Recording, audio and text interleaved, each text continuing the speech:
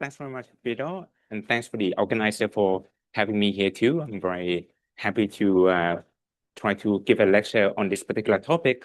I must confess, though, it's never been taught before. So when we teach empirical IO at NUS, we teach dynamic discrete choice games. But then since you know everything about dynamic discrete choice games by now, then we can try something different. So I'll give a brief outline, so I also need to read this since it's my first time. Yeah, so the outline of this lecture is I'll discuss the model and how to estimate it, and I'll give the summary of this. The main reference is going to be from my paper here, and I will also talk about the paper which I just saw. It was also on the previous slides of Victor just now, a paper by Bayari, Benkat, and Levin, which is also another way to estimate dynamic games where the action choice could be continuous. And the reason I'm including it here, well, partly because some of this is also in my paper. So there's actually a section in my paper in the appendix about BDL estimation. But sometimes some authors who kindly cited me about BBL, they say some things which I just want to make sure the message is correctly conveyed. So it's a very good estimator, but then you just need to use it carefully, essentially. But we'll see how and why.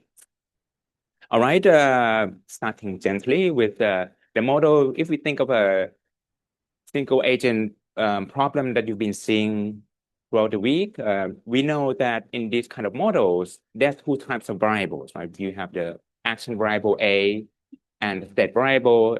I think different lecturers may use slightly different notation for this. So I'm using S as the combined state variable of X, which is something that we observe, and epsilon, which is the econometric error term. Now, A can be entry, right, which is binary, for example, or it can be investment decisions, which could also be discrete or continuous. We will talk more about this. And then X can be various things, something that we can observe, and then we have the epsilon that we can observe. And we know that in the dynamic model like this, the primitives of the game or the model consist of the pair of functions that maps action and state into reward, and the discount factor and the transition law. And we know that well, we are assuming the way that the decision problem proceeds as follow, that at time t, the agent observes action state st, and then he or she then decides to make an action at, and then the action chosen as well as today's state then influences future state. And then when time t+1 comes along with st+1, then the agent makes another decision, and so on and so on. And the agent then collects this kind of discounted payoffs.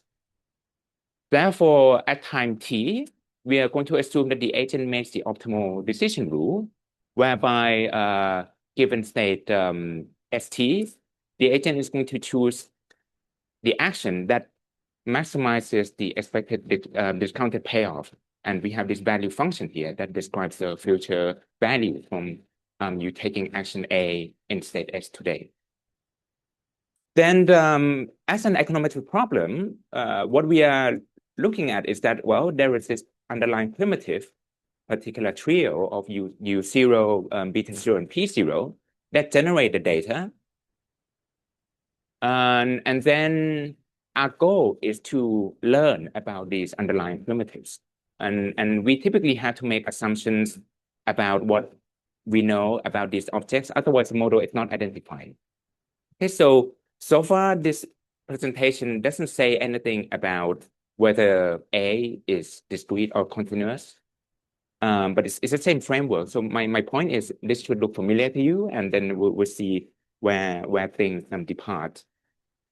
Then here the action space can be finite or infinite.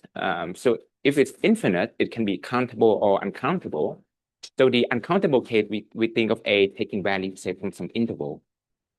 And even if we are sticking with the discrete case, then A could be ordered or ordered or unordered, then if you're familiar with modeling of discrete choice in a reduced form context, then you may be familiar with multinomial choice models versus like ordered choice models.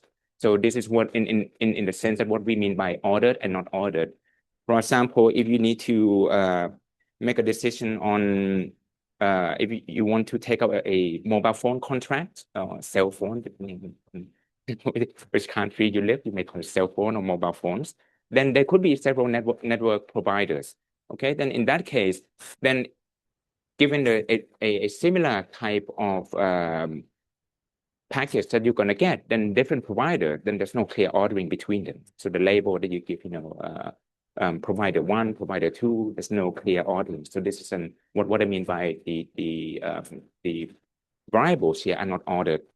Whereas if you have an ordered choice, suppose you are a company, you need to invest in how many units of machines to buy. I mean, one is clearly less than two is clearly less than three, and so on.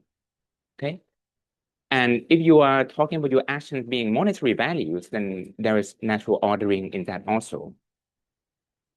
So this is what I mean by ordered choice model. So we're going to focus on the case where there is natural ordering in the action space. Then the question is, then what changes? Then if you think about the discrete choice models that you have been working with earlier, then you would recall that you supposed to have 5 actions to choose from. Every action is associated with an epsilon term for that action, right? So your payoff function is additively separable in the kind of like mean utility component and the error term. So you have epsilon for every action that you choose. And in fact, it is for this reason why the ordering doesn't matter, because when you choose one action over another, you do so without the action A. That doesn't actually enter the value of the payoff directly. It just tells you that you choose action A. You get this epsilon associated with A, right? So what's going to change for us then is going to be the utility function. And unlike the reduced form context, then we have to specify through our utility function, how does this order choice come about? And we're going to do it through this particular specification where I want my optimal choice, say alpha S, where S, remember S is X and epsilon. So I want my policy function or my optimal choice to be monotone in epsilon. And then we'll see later, this is crucial for us to apply a Hodge-Miller's type inversion in these kind of models. And I just want to emphasize that not all order choice requires this kind of specification. If you think of a consumption problem in macroeconomics, where you can estimate it using the Euler equation, nobody talks about the optimal choice being somehow monotone in some latent state variable. Okay, so I'm not saying that every dynamic model will require to import this assumption, but we're going to import it because we want to estimate the parameters in a model using a two-step estimation method, and this allows us to do that. Therefore, I'm going to assume that our utility function or our payoff function satisfy this notion of what's called an increasing differences structure. And to describe this, for simplicity, I'm going to omit X and I'm going to omit beta, just leave these things out. And let's define the difference utility that you get from choosing action A over action A prime for any level of epsilon through this delta U notation. Then the definition of increasing differences for U in A and epsilon is that if you take any A which is larger than A prime, the relative utility that you get from taking A over A prime for epsilon, which is larger than epsilon prime, this difference in utility is higher. So this shows that there is complementarity between A and epsilon in your utility function. And indeed, if U is differentiable, then this definition can be represented by a slightly friendlier looking expression that the second derivative of U with respect to A and epsilon is positive. Then it can be shown that U would then the solution to maximizing U given any epsilon is going to be increasing in epsilon. That's what this theorem says. Then everybody's happy with this setup. Okay, right. So this is the main difference, that if we are thinking about the unordered discrete choice model, then your utility function would be additively separable in the A part and the epsilon part. Okay, so here this increasing differences is defined for both discrete or continuous actions, and then the key thing is that, well, if it's discrete, it would be larger or equal to, but if it's continuous and we impose strict increasing differences, then we get this. Okay, so if you're happy with that, then I'm going to write the notation in the game context that would be familiar from the previous lecture anyway, and then we can soon think about how to go about estimating this thing. Yeah, then with game, we now have several players indexed by the set I, and then you just have an I index everywhere. But other than that, pretty much everything is the same. So I'm not going to say too much. Other than that, in principle, the discount factor can also be different between players and those kind of things, but that's not important for what we want to do. Yeah, then the game progression is a generalization of what we saw with the single agent model, where at time t, now everybody has their own state, then they choose their actions, and the future state now depends in principle on everybody's actions, okay? Because there could be some common states inside this X vector here. And then the player's decisions problem is again to choose A to maximize the expected discounted utility. But now with the game, then the player have to form expectations on what the other players are going to do. And this is why here the expectation is indexed by this sigma I, which denotes the beliefs that player I has on the action of other players. But I'm going to drop sigma I to cumbersome. But other than that, this is just a generalization of what we saw with a single agent case. And yeah, something that I'm sure you saw in the last lecture. Then the primitives extends, right? So it just enlarges a set of primitives with the utility of everybody and the discount factor for everybody and so on. And then we're going to focus on the estimation of the parameter that indexes the payoff function. So it's going to be theta that enters U that we're going to focus on. But if theta enters U, it will also enter the value function. And that is something that we have to handle. Then the assumptions that I'm going to assume are the following. I'm going to assume that we have conditional independence in the variables that we have. So the conditional distribution of the state variable at time t plus 1, conditioning on what we see at time t and the actions, can be decomposed into these two components. So this would be, I mean, I didn't see Victor's lecture notes, but I'm sure you would have seen something similar, maybe slightly different notation, but it's the same assumptions.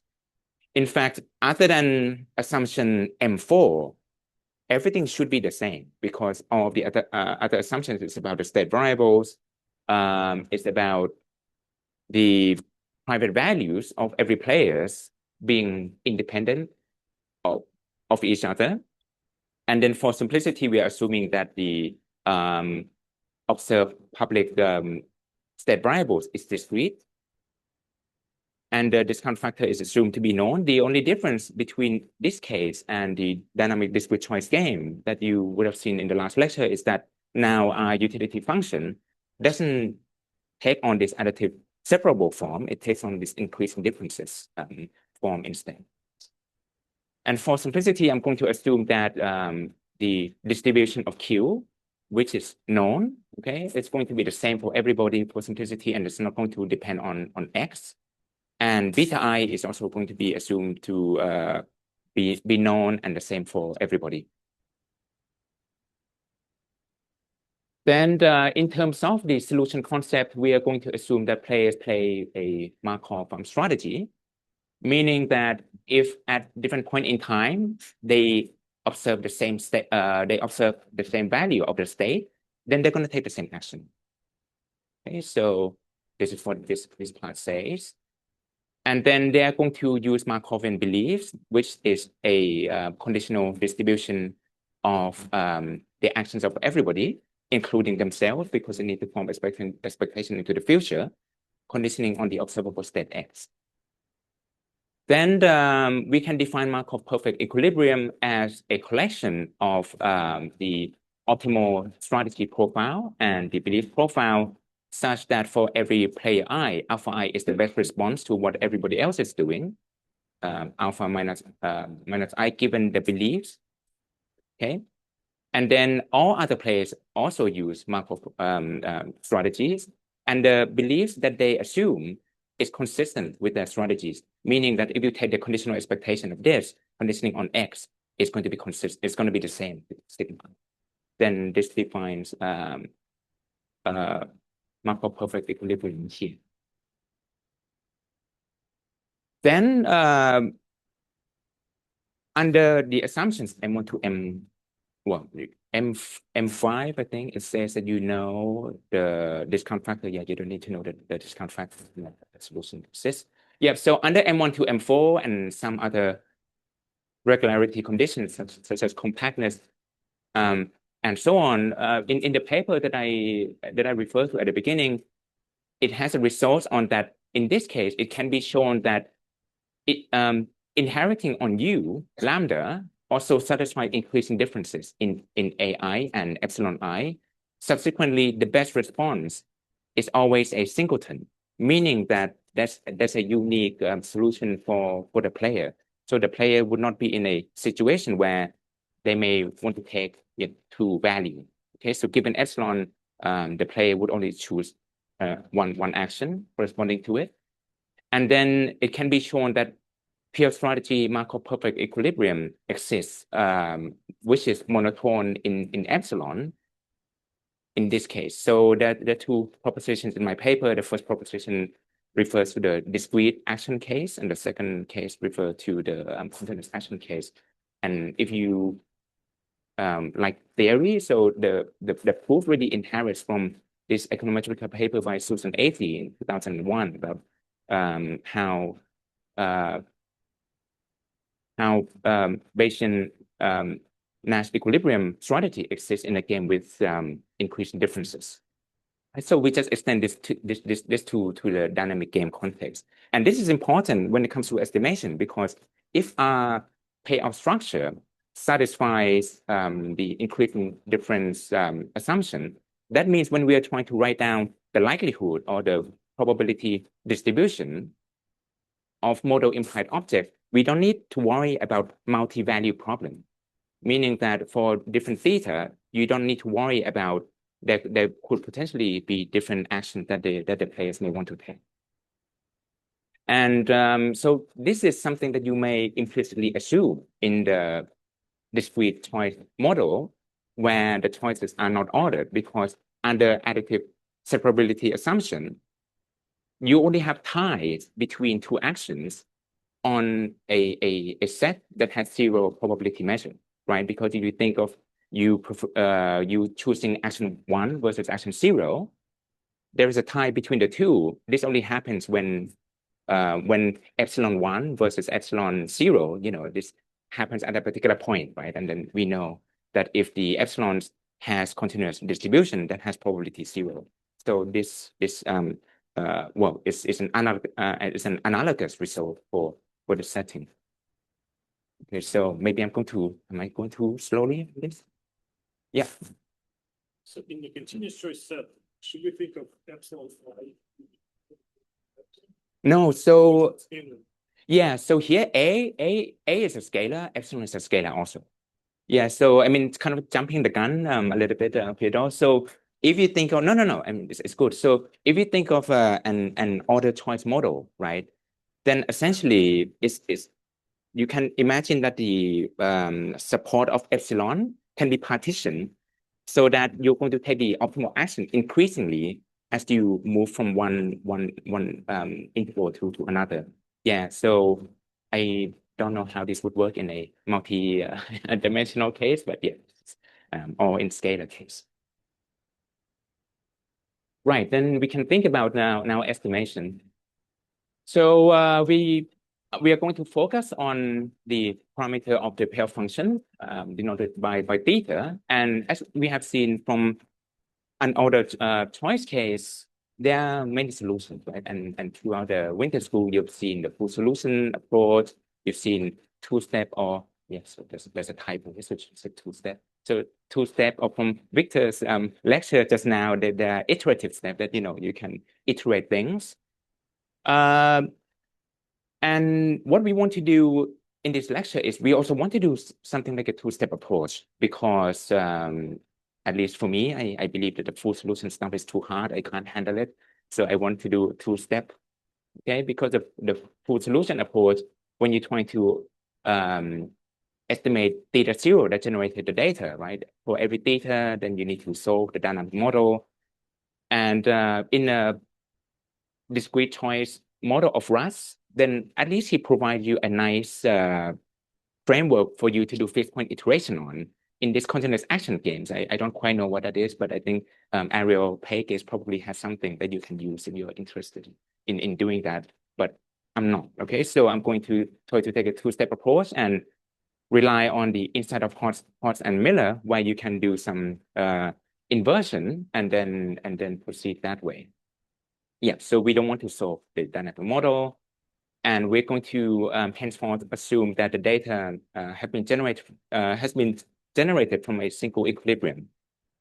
So if you were in my talk yesterday, you would also see that if there are multiple equilibria inside the data, there could also be ways for you to deal with that too. But then for now, we're just going to assume that there's a single equilibrium that generated the data, and we want to estimate the parameter that comes from there.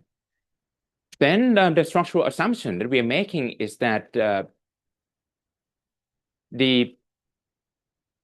there's some underlying optimal choice and beliefs that is consistent with some theta zero that we want to learn about, and then we're going to try to do this from the data, okay?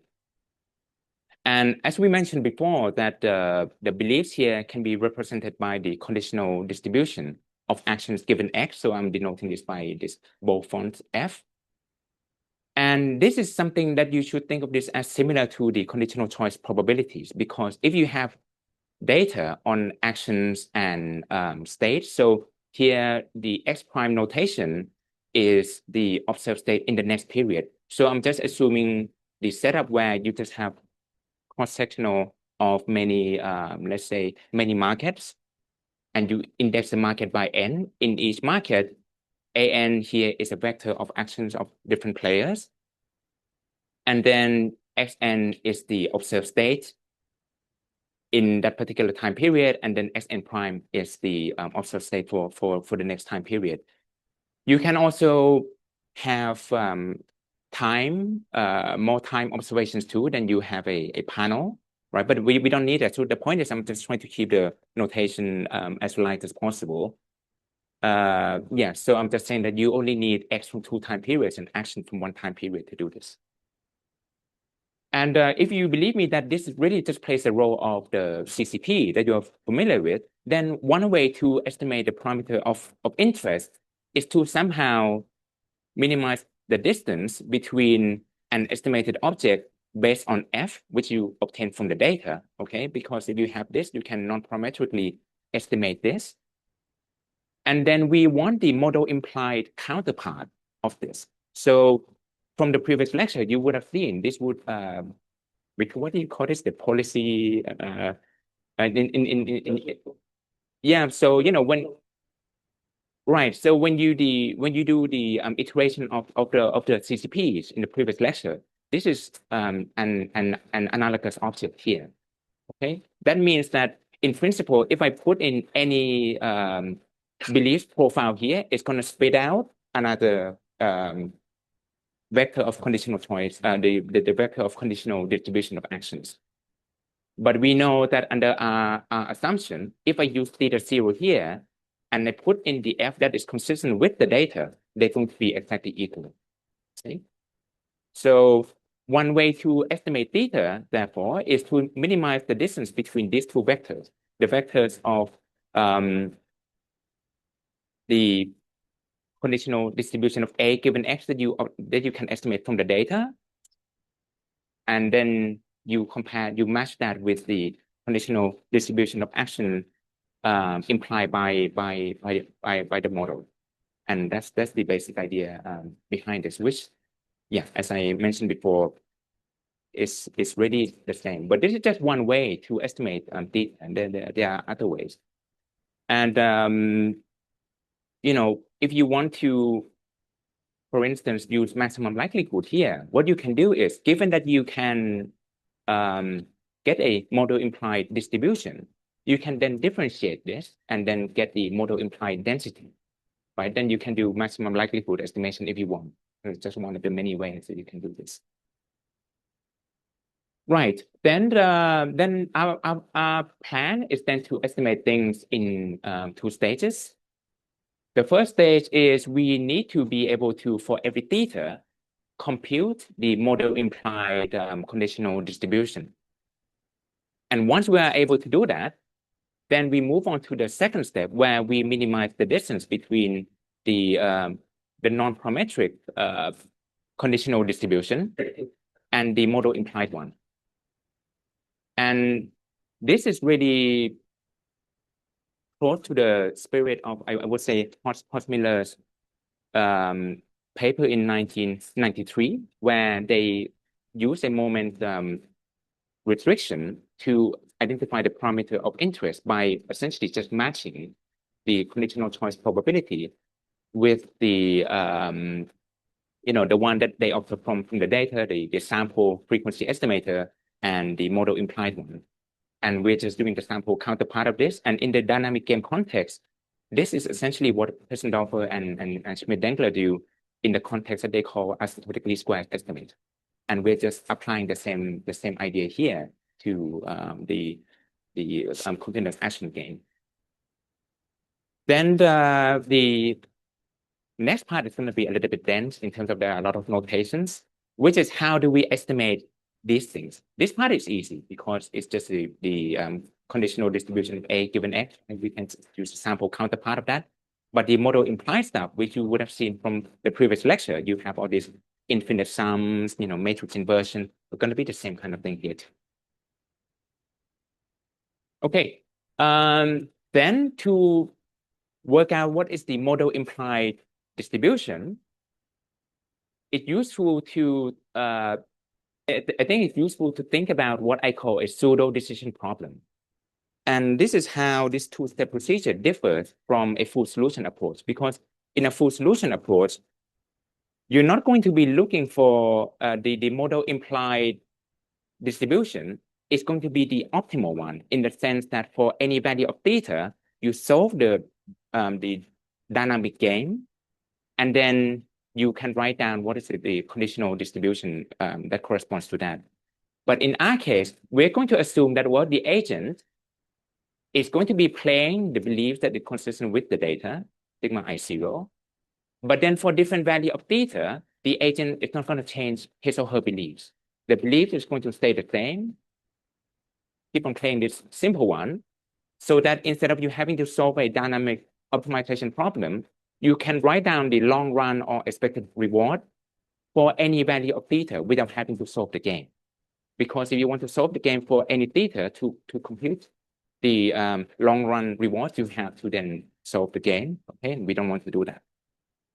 And so this lambda I theta is then the long run rewards of an agent who is going to proceed with the belief that he himself, along with the other players, are going to behave according to what we saw in the data. But then the rewards that we're computing this with doesn't have to be theta 0. It can be any theta.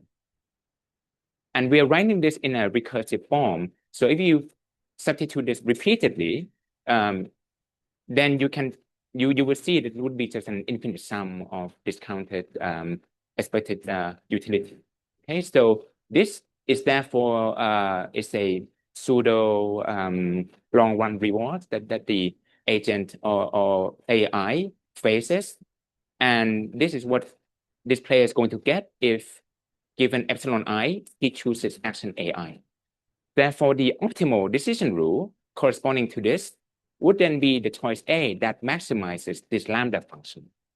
Okay, and then we denote this by alpha I theta. Therefore, the model implied conditional distribution is just the conditional distribution of this optimal, this policy function conditioning on X. And this is the model implied conditional distribution. Therefore, for us to compare this with what we see in the data, we want to be able to estimate this for every theta. That means we must be able to compute this for every theta. And when we look at this, this means we have to be able to compute this. And when we look at lambda, this first term is kind of nice, just conditional expectation of actions of others that we see, X that we see. For given A and epsilon, then we can just take the average of the actions of other players that we see across markets and X. We can non-parametrically estimate this easily. The more complicated object is the term that involves the value function. So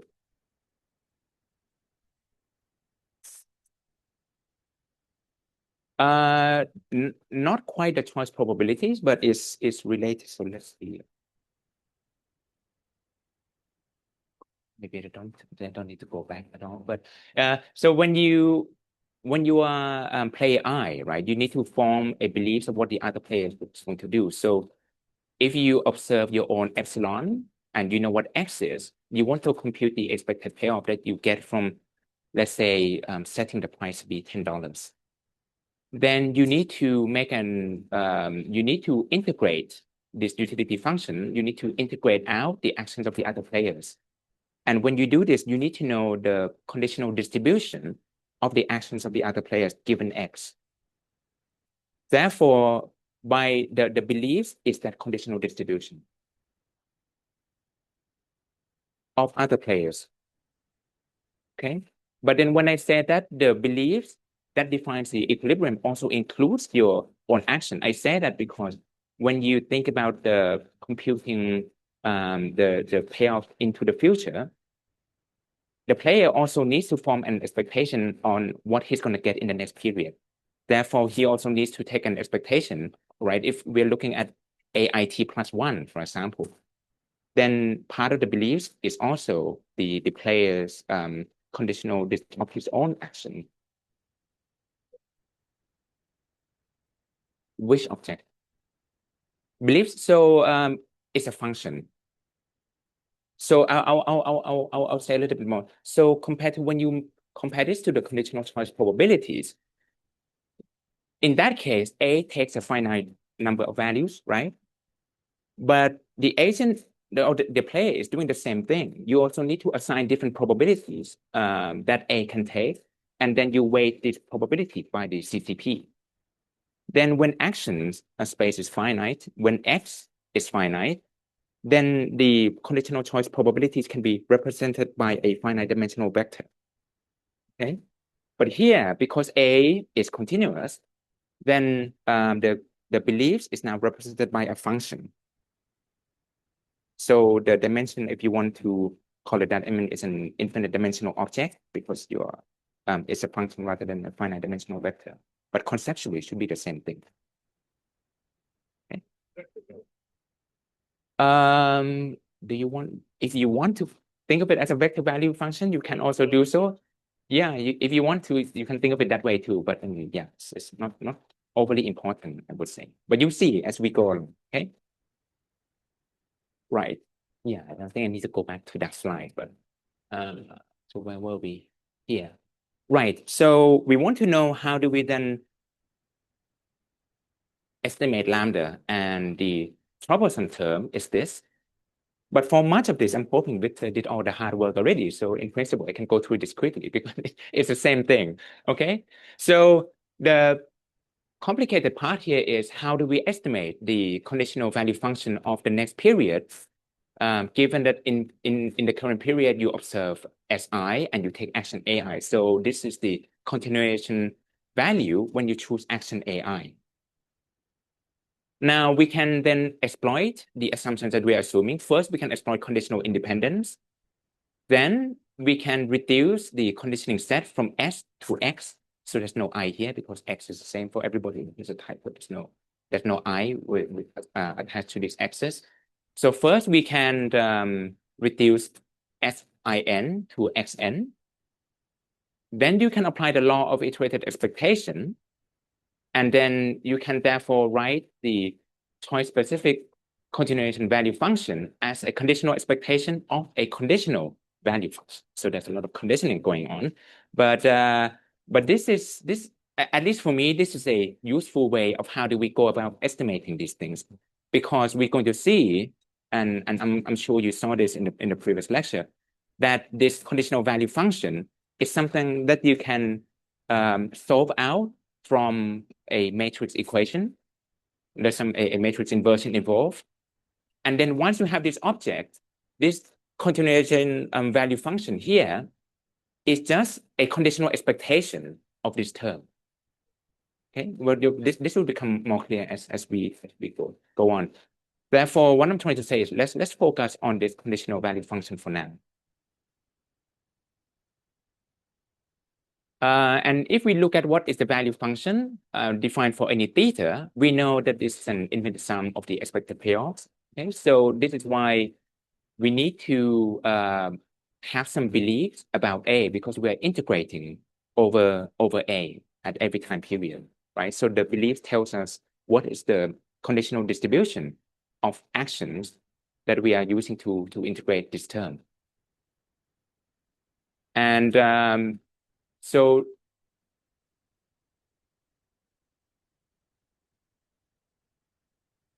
yes, that's right. So I removed the subscript of the expectation. So when you take an expectation here, okay, so this is a bit complicated because you're going to the future. But suppose you think of tau at time 0, right? Think of tau as time 0. So it's the same time as this. So when you are tau at when tau is 0, then in this case, you know exactly what player with respect to player I, given Si, we know exactly what player I is going to do.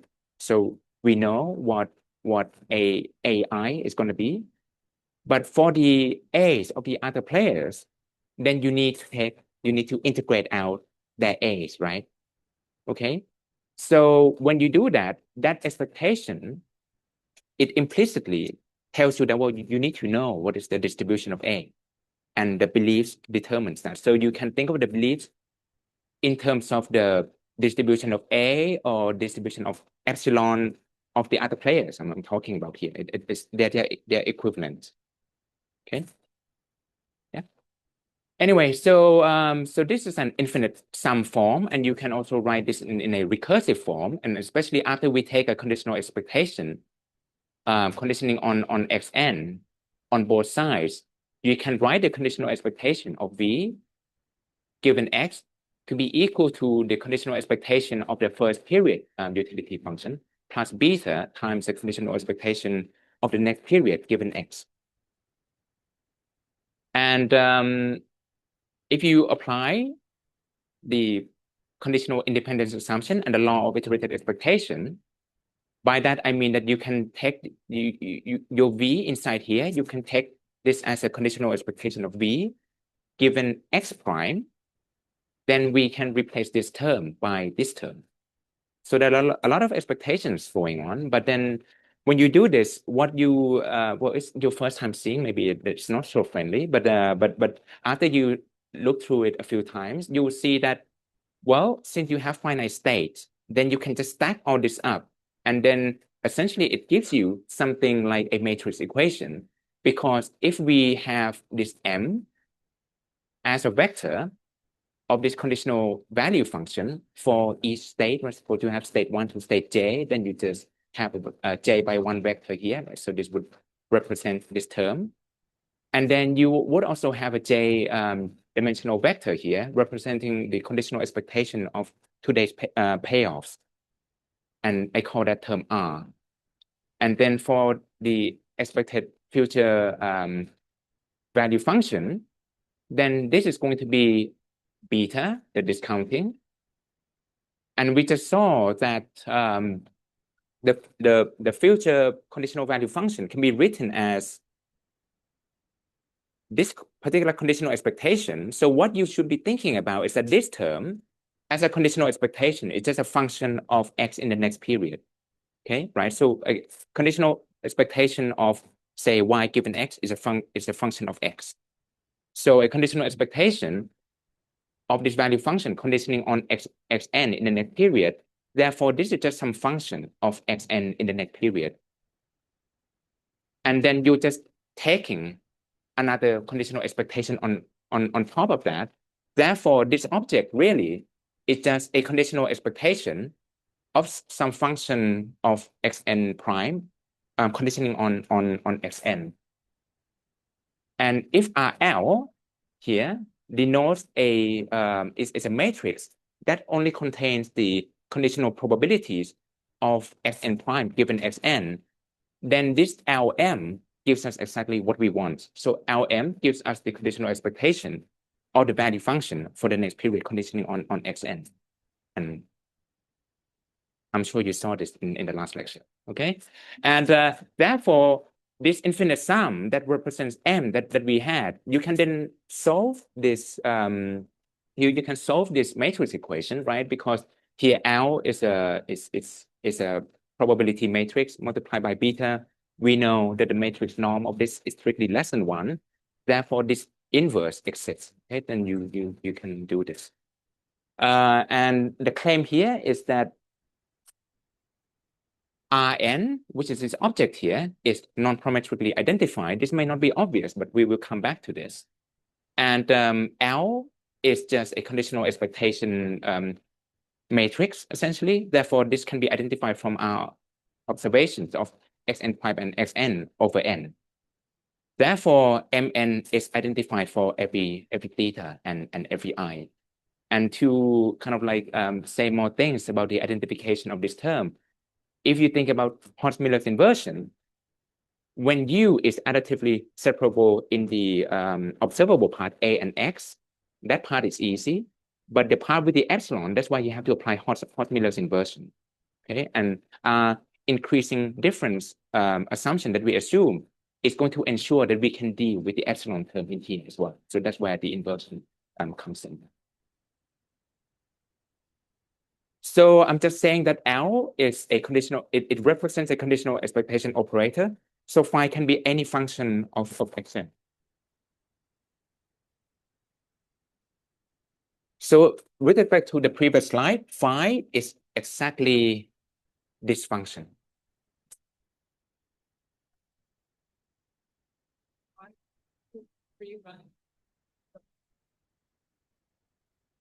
This term? Because here you're taking a conditional expectation of two variables, right? Of xn prime and epsilon I prime. But I don't want to talk about epsilon I prime. I only want to take expectation. I only want to take the conditional expectation of xn prime conditioning on xn. And that's why we apply the conditional independence together with the law of iterated expectation. Not stupid at all, don't worry. Okay.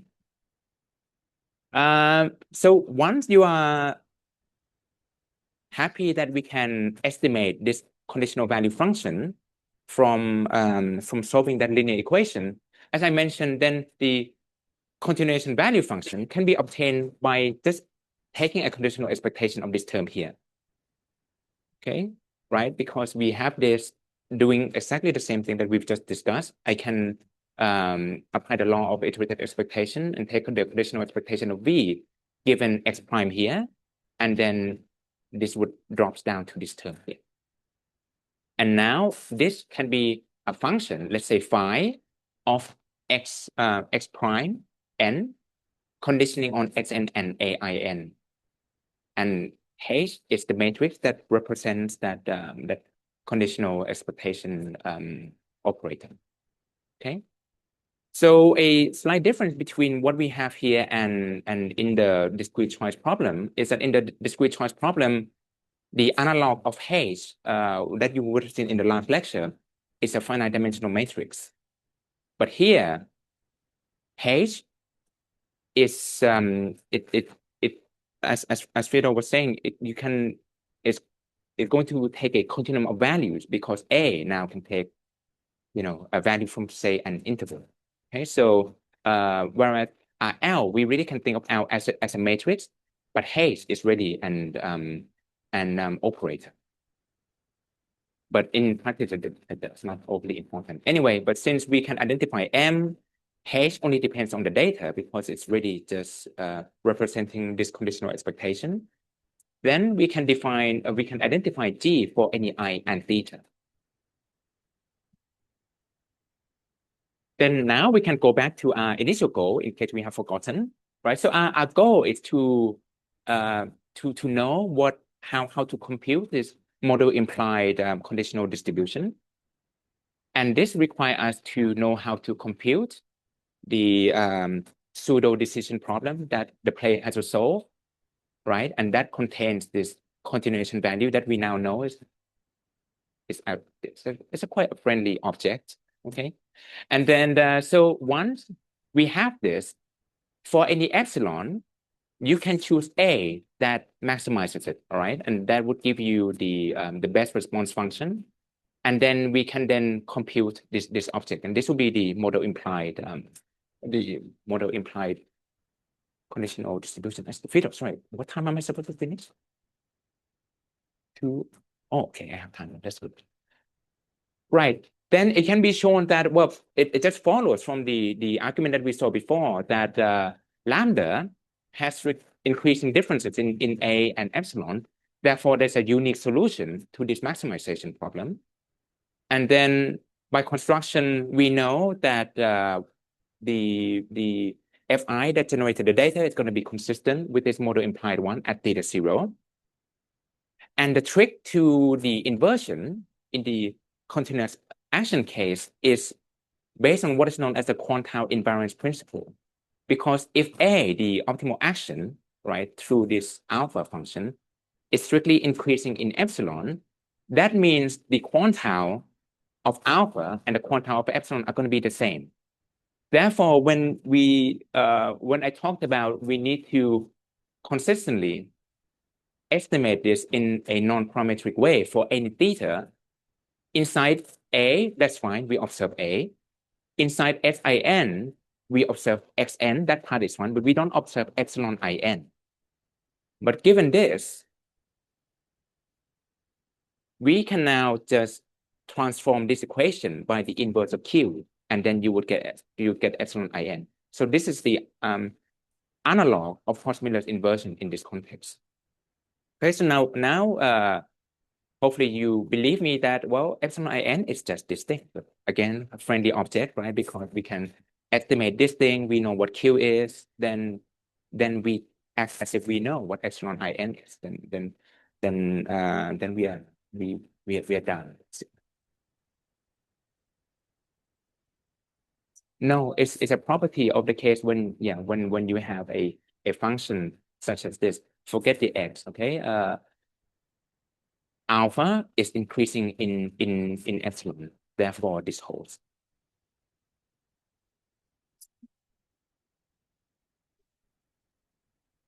It can be traced to that, yes.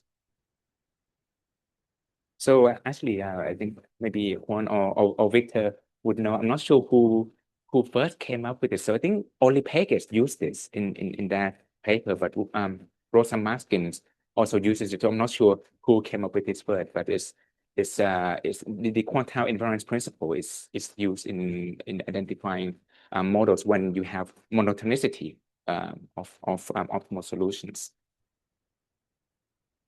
Anyway, yeah, then linking this back to feasible estimation, then the objects that we were talking about, these are the population objects, okay? These are the true functions. Then we need non-parametric estimators for them. the conditional CDF, I mean, they're all pretty straightforward. So the only thing really that is slightly tricky is the part where you have to do some inversion, but everything else should be straightforward. You just use the obvious sample counterparts of everything.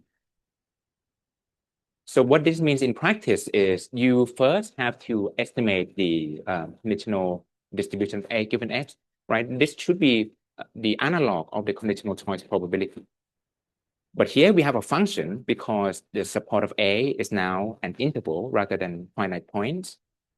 Then to estimate epsilon, then you just do the inversion. Okay, and so once you do that, then we can go back and solve the linear equation that we saw earlier, where everything now have they have hats on, right? So we can compute them.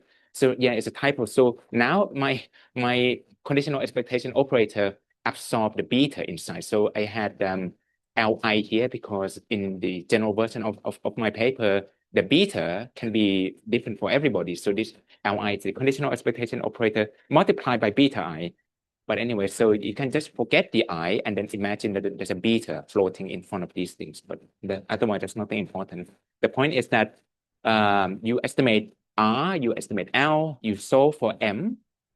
So once you have your M hat, then you apply a conditional expectation transformation to get your continuation value term.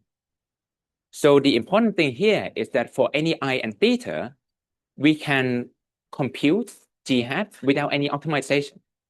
Therefore, notations aside, this is the easy part in the estimation problem, right? Because we don't have to solve any, we don't have to do any numerical search. For any theta, we can just construct this. The more difficult part, and I think this is why this is a harder estimation problem than a discrete choice model, is that, well, then to convert this G hat into the model implied part, we need to solve for alpha hat.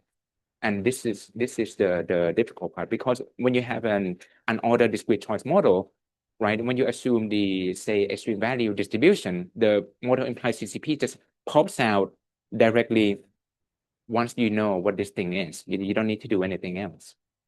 Whereas in a continuous choice problem, then you then have to go and maximize the lambda function to get your alpha function, and that's the painful part. And but suppose you are all strong and not afraid of pain, you go ahead and do it, right? Then you can estimate Fi theta by simulation, for example, because you know what Q is. Then you can take a random draw from this distribution. And since you know what alpha hat is, then you can just estimate the model implied distribution by the frequency estimator from your simulations. So that's how you can do it. And the important part I want to emphasize here that this pseudo/two-step approach does not solve a dynamic equilibrium at all. And we also don't run into any problem about multiple equilibria, because as long as the data comes from a single equilibrium, we know we can consistently estimate everything. And under increasing differences, everybody has a unique action to take. There's no indeterminacy there. Therefore, despite having to solve for this really should look like what you saw in the previous lecture. Okay, it's exactly the same thing, where this F tilde should be P hat or something like that. So one way that you can then estimate theta is to then construct a distance metric. But ultimately, what we want to do is we just want to choose theta that minimizes the distance between this function and this function. Okay, and since A takes a value from I don't know, intervals, for example, then it would involve some form of integration.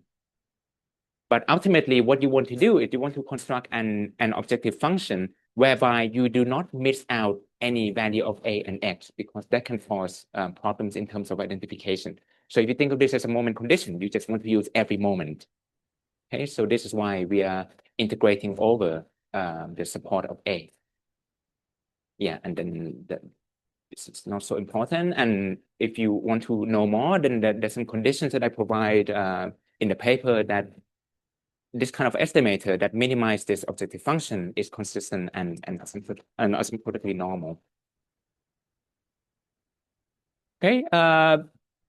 Therefore, you may feel, and rightly so, that this may not be such a simple estimation problem. And in fact, this paper is based on my job market paper when I was a PhD student. And when I was running the simulation for this paper, what I did was I was at the LSE and I had access to this research center called the Financial Market Groups. I have several friends there. And I asked them, what time do you come in? So then I come in at 9, 8 or something. And I asked them to just drop me an email when they go home. Okay, so after they go home, so I stay later than them. I would do parallel computing on separate computers because the capacity of each computer was rather low, right? So every night I would use 5 or 6 PCs, and those university computers were not that powerful anyway, but I used physical parallel computers to run my simulation. So actually, I did them in a pretty short time because I use many machines. But yeah, so you can certainly say, well, this is kind of a more complicated problem to estimate, but this is not about the procedure itself. So another paper that actually estimates these kind of models is this paper by Jenkins, Liu, Maskin, and McFadden. So I'm not quite sure what happened to this because the version I first read was in 2004, and they already talked about it model, right? And then how to estimate this, and then 17 years later, it got published. Anyway, so but the bottleneck really is the fact that you have to maximize that lambda function, and that part is just time consuming.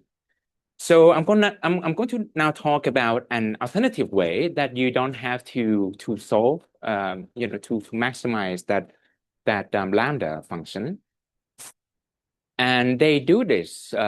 They're also looking at a pseudo type problem, but instead of trying to think of maximizing the pseudo decision problem, they're exploiting the optimality condition of an equilibrium. And they have a very nice way of how you can actually avoid this pseudo maximization problem. But it does come with a cost in that you will see that it seems that it doesn't use much information from the model itself, right? So there would be some issue about that. So let me now describe the procedure. So the notation may look slightly different. I apologize if that's about that, but the idea should be clear, hopefully. If not, please ask me and don't worry about your questions being whatever you may think of your question, you should not feel shy about asking. Anyway, so suppose sigma 0 denotes an equilibrium belief profile that is consistent with the data, okay, theta 0. So we know that in equilibrium, the expected value for you to use the correct or to use the equilibrium should give you at least as high as a payoff compared to you using any other alternative strategies, right? And that's the definition of an equilibrium, that if other players are using some strategies, you do the best response to that.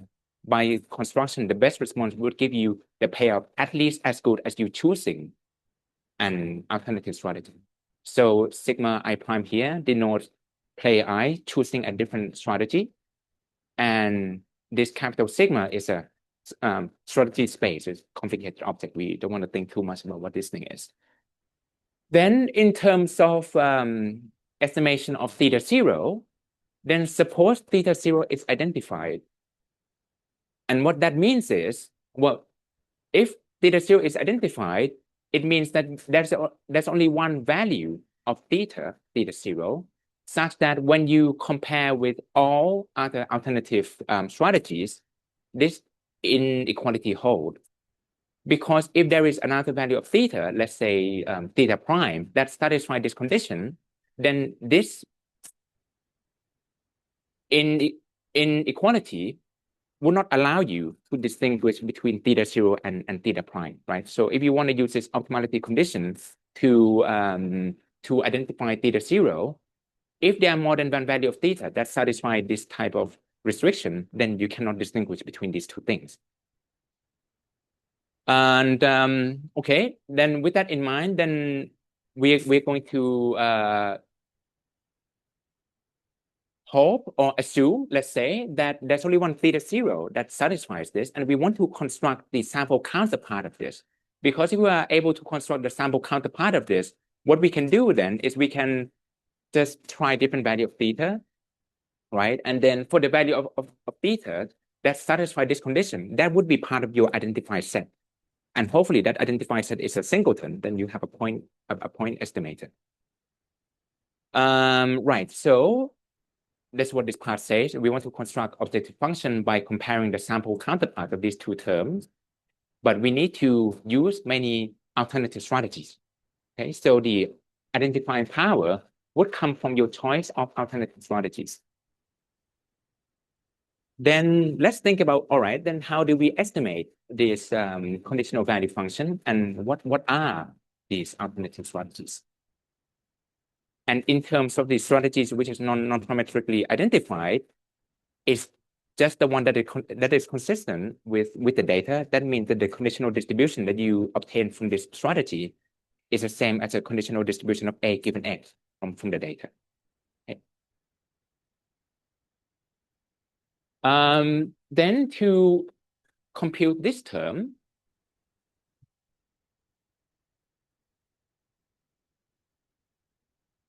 are you happy that the conditional distributions of A given X is okay?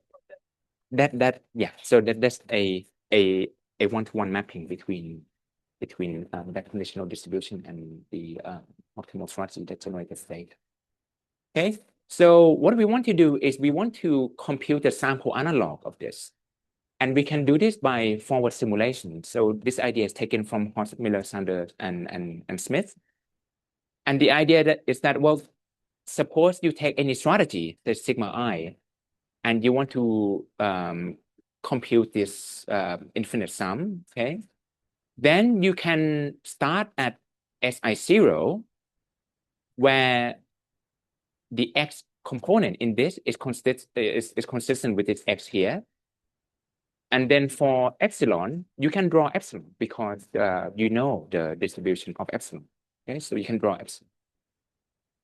And once you draw epsilon and you know what X is, then you have your state at time 0.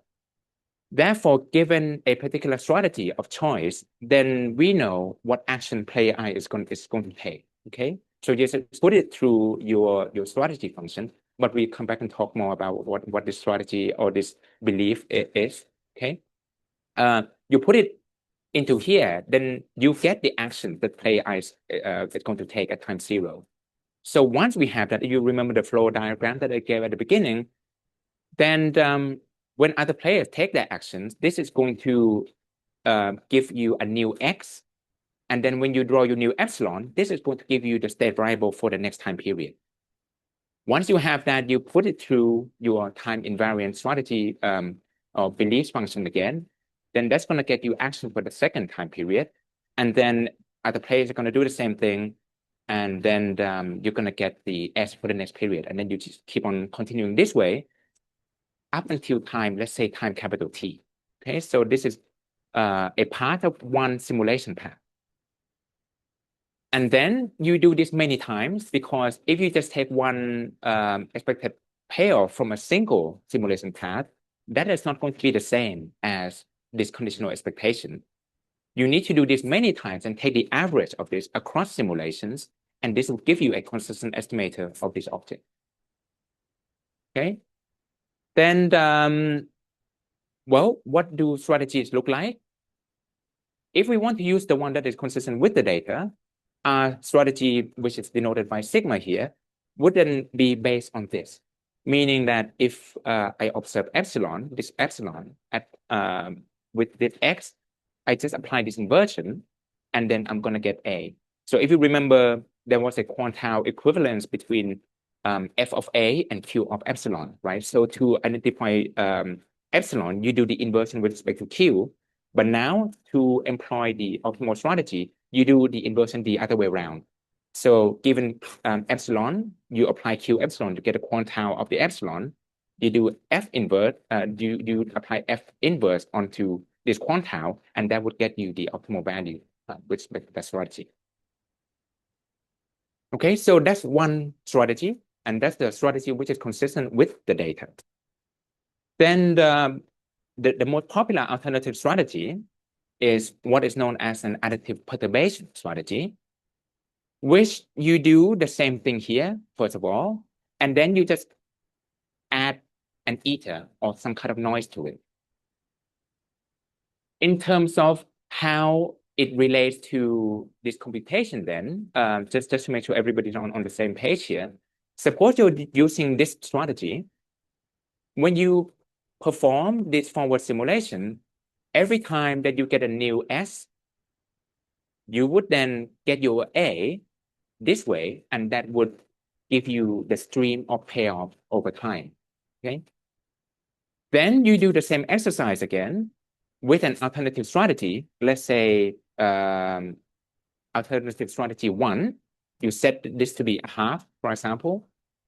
Then you start, you can use the same epsilons, in fact, okay?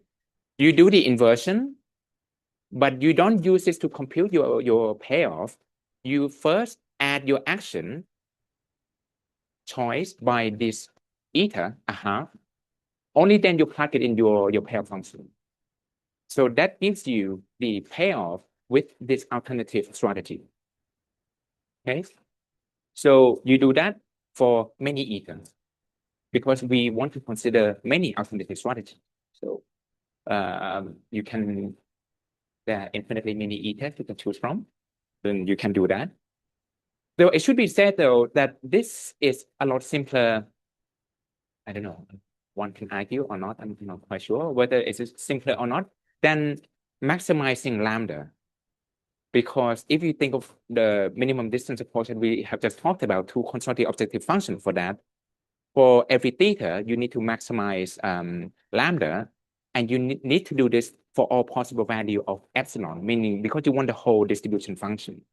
But with this approach, you don't need to maximize anything. You just simulate stuff, and you if your coding skills is good, then this can be done in a compact way. Okay, so yeah, you just draw you just draw these epsilons, and then you know what actions that people are going to take, and you just need to populate this into your payoffs.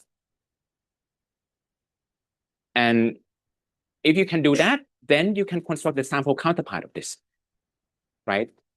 Where the sample counterpart of this would be constructed with respect to this strategy.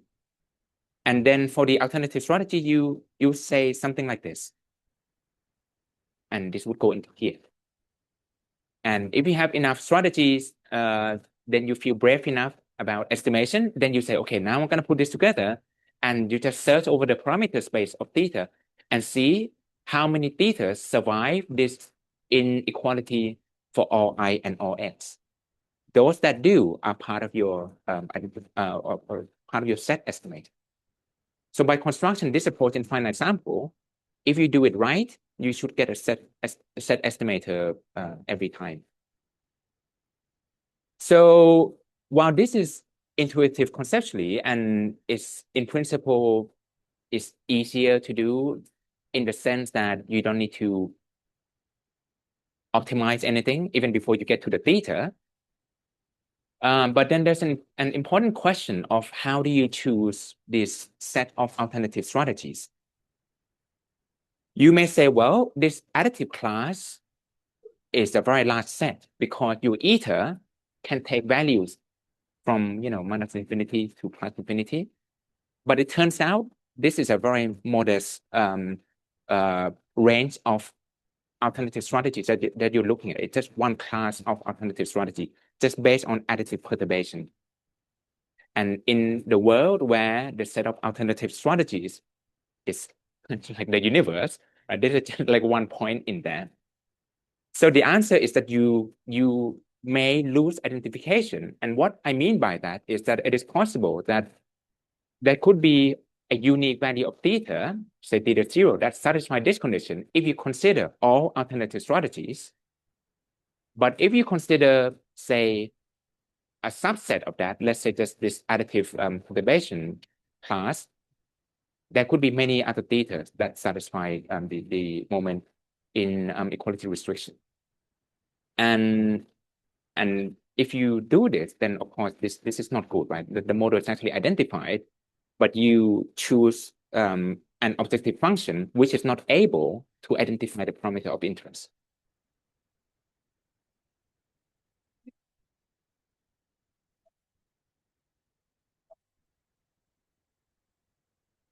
This comes from the fact that they don't enumerate all constituents.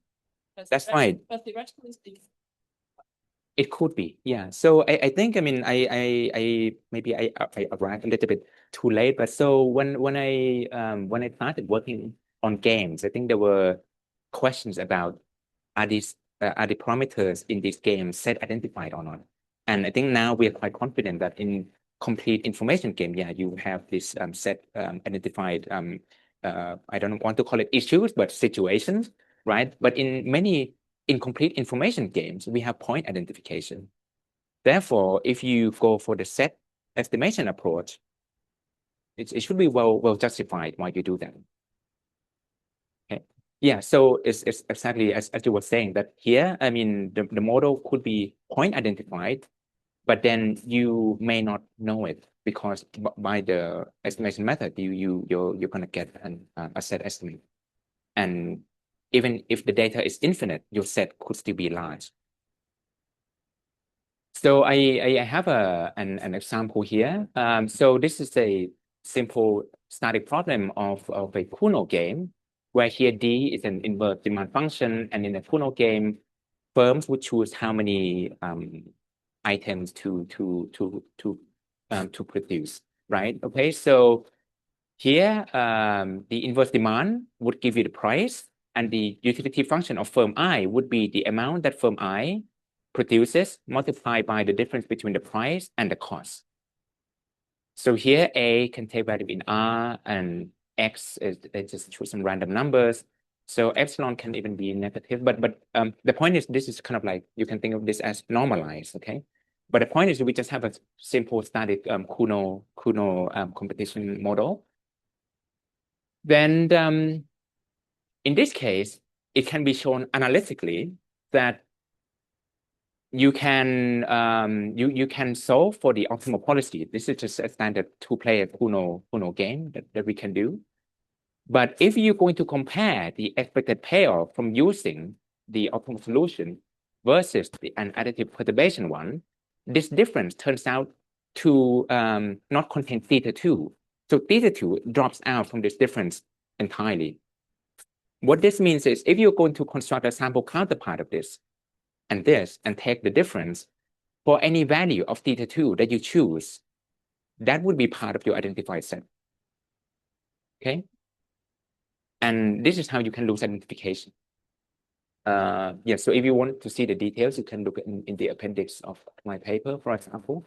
Then I just do some simulation just to see that, look, if you do this, then something shows up numerically also.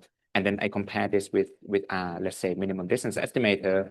I added some noise to it, otherwise it's too easy of an estimation problem. There's no dynamics here, right? Yeah, so with VBL, I consider two classes of alternative strategies. One is additive that we just saw, and another one, which we'll see soon, is based on, instead of having eta entering additively, I do eta multiply by F inverse. And you may think, how does that matter? It actually matters because when you compute these expected values, this term would then get multiplied by other terms, okay? So whether this eta term enters additively or multiplicatively, it actually plays an important role. Then we will see that with this perturbation, you can actually identify theta 2 as well. So when I prove that the model is identified, I mean, I didn't go and search for all possible alternative strategies. I just show that there is a class of alternative strategy that can identify theta zero. That is enough for me to know that the model is point identified. Okay. Yeah, so theta one is fine because both procedures is able to consistently estimate theta one. So by looking at this inequality approach with additive perturbation or multiplicative perturbation, both procedures they identify theta zero. So there's nothing interesting here. So just bias and this kind of thing, but all is fine. But if you look at theta two estimate, so this UM and EM refers to the minimum distance estimators using different measures, essentially, with or without misspecification. But essentially, all these estimators, if you look at the mean square error, as the sample size increases, I mean, as square error is perfectly zero.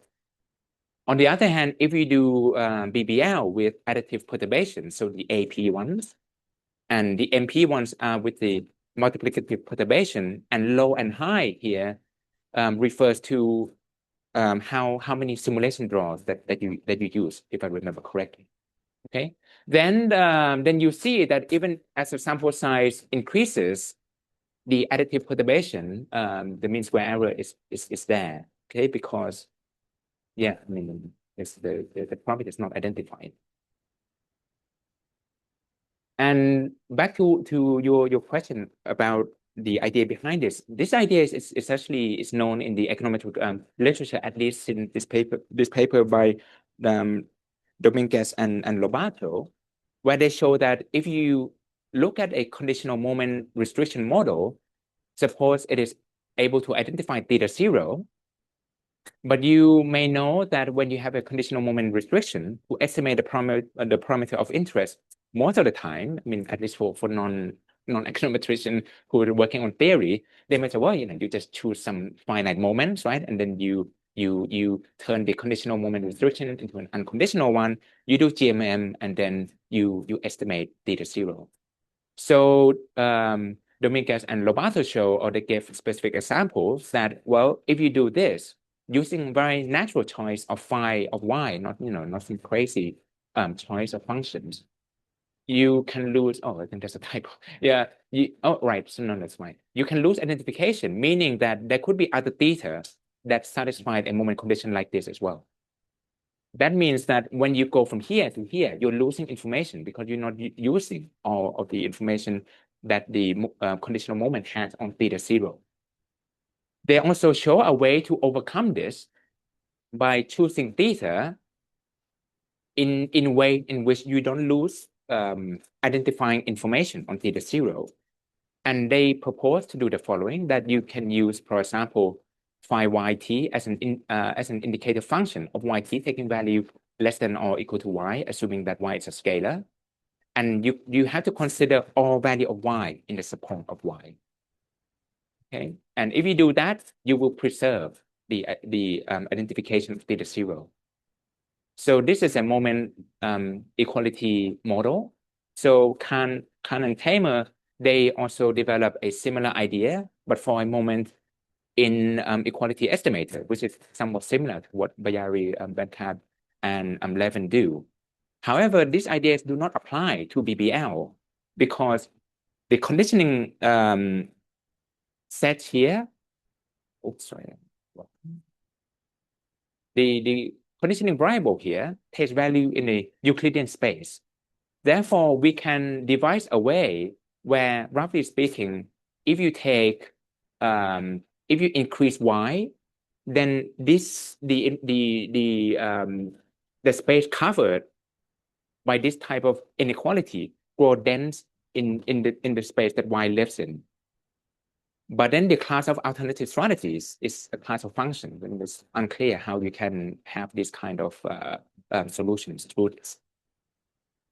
Therefore, the suggestion I made in my paper is that you should then go for distinct classes of alternative strategies. Because if you use an additive perturbation and you think by varying eta, there's a distinct class, that is not. That's the same class of strategy. Okay, so a distinct class, for example, is you can have multiplicative perturbation, so to speak. Or you can just do anything exotic, you can just square, you just get whatever solution you have, just square root it. You switch it between 0 and 1, whatever, right? Because the capital sigma space is very large, and God knows what's in there. There are too many things in there. So the point is, yeah, you want to be creative. So I wanted to state this because sometimes some papers said, oh, Srisuma suggests you do additive perturbation or multiplicative ones. And no, I just suggest you do multiple things to try to save yourself if you want to do BBL, because in a continuous action game is very difficult. Yeah.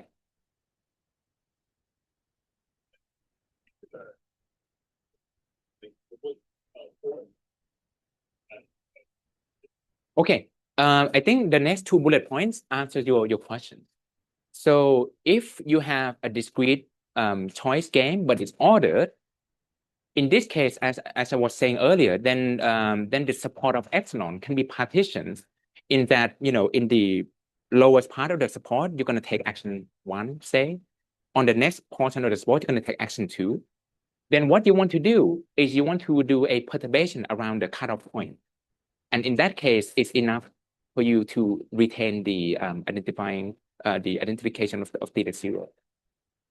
Because the procedure proposed by BBL applies not only to continuous action game, right?